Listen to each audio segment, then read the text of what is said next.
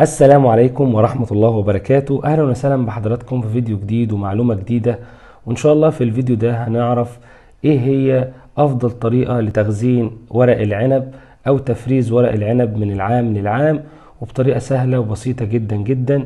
وكمان هنتعرف على إيه أفضل ورقة أو إيه المواصفات اللي المفروض تبقى متوفرة في ورقة العنب اللي أنا هخزنها، وإزاي أختارها وأقطعها كمان من على الشجر. فبتمنى من حضراتكم متابعة الفيديو للنهاية، واللي أول مرة يشوف قناتنا ما ينساش يدعمنا بالاشتراك في القناة وتفعيل زر الجرس على علامة الكل عشان يوصله كل جديد من فيديوهاتنا، وكمان عشان يشجعنا على إن احنا نعمل فيديوهات أكتر وأكتر ونفيدكم بمعلومات أكتر وأكتر إن شاء الله.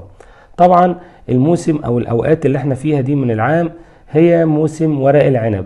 طبعا دلوقتي ورق العنب بيبدأ يخضر، أو شجر العنب أو كرمة العنب علميا تبدأ تطلع الورق الجديد، والبراعم بتاعتها بتفتح في الوقت ده من العام قبل شهر من دلوقتي في الوقت ده. فبتلاقي ورق العنب المميز اللي انت بتخزن منه او اللي حضرتك بتخزني منه لازم تختاريه او تقطعيه في الوقت ده بالذات من السنة. ليه بقى؟ هنقول ليه. يعني هنتكلم دلوقتي عن ايه هي مواصفات ورقة العنب اللي انا هخزنها. اولا لازم تكون ورقة العنب غضة او طرية طبعا، وده هيجي لحاجة لازم نأكد عليها. لازم هنختار ورقة العنب الجديدة، يعني البرعم بيتفتح بيطلع منه ورقة ورا ورقة وكده. فاحنا بنيجي على الورقة الطرية اللي طالعة جديد ونقطعها، بتكون غضة فيها نسبة عصارة نسبة مية كويسة، وبالتالي ده اللي بيدينا الطعم المميز اللي هو المزز شوية لورقة العنب. وما ينفعش نقطع الورقة اللي طالعة في الأول خالص اللي نشفت أو جفت شوية، ده بيبقى صعب وبيبقى تسويتها صعبة شوية او بتاخد وقت كتير في السوى وما بيبقاش فيها نسبة عصارة او نسبة مية زي الورقة الجديدة.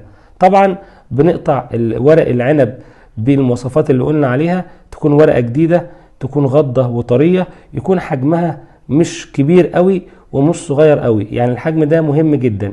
يعني شايفين ورقة عنب صغيرة ولسه طالعة من البرعم، ما ينفعش اروح اقطعها لان مش هستفاد بيها، فبتركها على الشجرة افضل.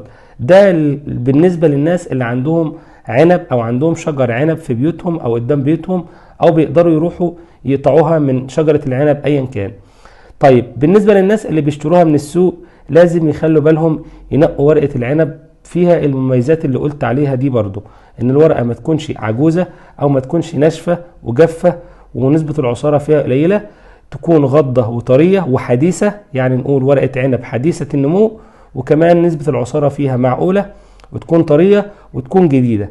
دي أهم الصفات أو المميزات اللي المفروض تبقى موجودة في ورقة العنب اللي هشتريها. طبعا أسعار ورق العنب السنة دي طبعا كل حاجة في الارتفاع، فبالتالي لو حد صاحبك أو أنت قدام بيتك شجرة عنب وقدرت توصل بنفسك تقطع ورق العنب أو حضرتك تقطع ورق العنب بنفسك، طبعا ده هيكون شيء جميل جدا وهيكون أفضل بكتير جدا، أفضل ما تشتريها. طيب بعد ما بنقطع ورق العنب بنعمل ايه؟ بعد ما بنجمع ورق العنب من على الشجرة بتاعته بنبدأ نجيب الورق ونبله او نحطه في مية، ننقعه في مية وملح لمدة ساعة او حاجة، أو يعني فترة ما تزيدش عن ساعة، يعني بحيث ان احنا نتخلص من اي تراب او بكتيريا او اي حاجة. مية بملح، تمام.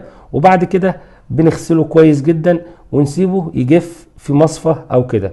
بعد ما بيجف بنعمل فيه ايه؟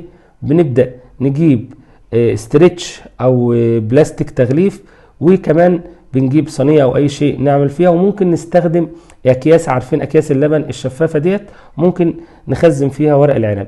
بنجيب ورق العنب نرصه على بعضه، يعني الاحجام اللي قد بعض بنظبطها كده ونرصها مع بعض، وبنجيب الورق البلاستيك رول او الاسترتش او بكر التغليف، وبنحط الورق العنب في قلب بكر التغليف ده وبنلفه بالطريقة دي. طبعا بيكون نشف من المية وبيكون اتغسل واتصفى كويس جدا، وبنجيبه ونحطه بالطريقة اللي حضراتكم شايفينها ديت، نحطها في وسط بكر الاسترتش. وبعد كده بنقطع بكرة الاسترتش على قد الكمية اللي هتكفينا في لف ورق العنب اللي معانا، وبنلفها ونحكمها كويس جدا جدا جدا. بنقطع بكر الاسترتش او قطعة البلاستيك المطلوبة للتغليف على قد حجم العنب اللي معانا، وبنلف ورق العنب زي ما حضراتكم شايفين كده، بنلفه والبلاستيك عليه. طبعا البلاستيك ده محكم جدا وبيلزق من هنا ومن هنا وبيتقفل كويس جدا. وبعد كده نقدر نحطه داخل كيس اللي هو الكيس الاكياس الصحيه بتاعه اللبن او كده، بنكرر الحاجه ديت او الطريقه دي او الخطوه دي لحد ما بنخلص كميه العنب اللي عندنا. طبعا ده كيس عنب مجمد من السنه اللي فاتت عندي، فمطلعه من الفريزر اوري لكم شكل ورقه العنب اللي انا مفرزها من السنه اللي فاتت. هتلاقوا شكلها ان شاء الله جميل جدا.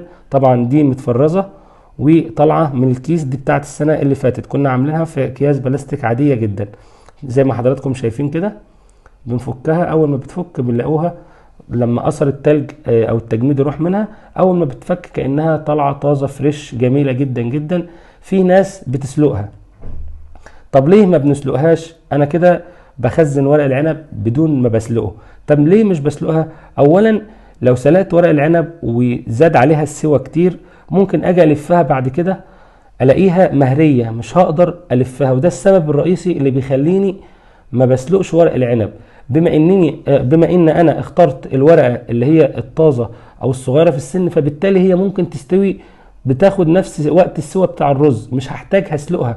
لو سلقتها هسلقها وقت صغير جدا جدا في النار او في الميه، وبعد كده هحشيها والفها بالطريقه اللي انا نزلتها قبل كده على القناه. برضو تقدروا تشوفوا طريقه لف ورق العنب موجوده على القناه، وهسيب لكم رابط الفيديو في ان شاء الله وصف الفيديو ده، تقدروا تشوفوها بكل بساطه. يعني الافضل ان احنا نختار ورقه العنب الصغيره في السن حديثه النمو، فبالتالي مش هحتاج اسلقها ومش هحتاج اتعب في تخزينها. بمجرد ما بقطعها بنقعها في ميه وملح واسيبها لما تتصفى كويس جدا، وبعد كده بلفها واخزنها بالطريقه اللي قلت عليها. بلفها في بلاستيك تغليف او في اكياس مخصصه، اكياس خاصه باللبن او كده، واحطها في الفريزر بدون سلق، علشان ممكن السلق يهريها او يزيد عليها. وكمان لما بحط الحاجه في الفريزر ده كاني بسويها، بياخد من تسويتها، فلما بتطلع ما بتبقاش محتاج تسويه اكتر. فكل ما انا اخترت ورقه العنب بشكل صحيح واخترت الورقه المناسبه للتخزين، فانا مش هحتاج ان انا اسلقها. حتى لو انا خزنتها بدون سليق وجيت لما اشتغلها لقيتها محتاجه سليق، فبسلقها وابقى مطمن ان هي مش هتتهري مني وهتستحمل معايا اللف او الحشو. ده كان فيديو النهارده، اتمنى ان انا اكون قدمت لكم معلومه ولو بسيطه، واتمنى لكم كل خير باذن الله، وان شاء الله اقابلكم في فيديوهات تانية. وبتمنى من حضراتكم اللي اول مره يشوف قناتنا ما ينساش يدعمنا بالاشتراك في القناه وتفعيل زر الجرس على علامه الكل عشان يوصلوا مننا كل جديد من فيديوهاتنا.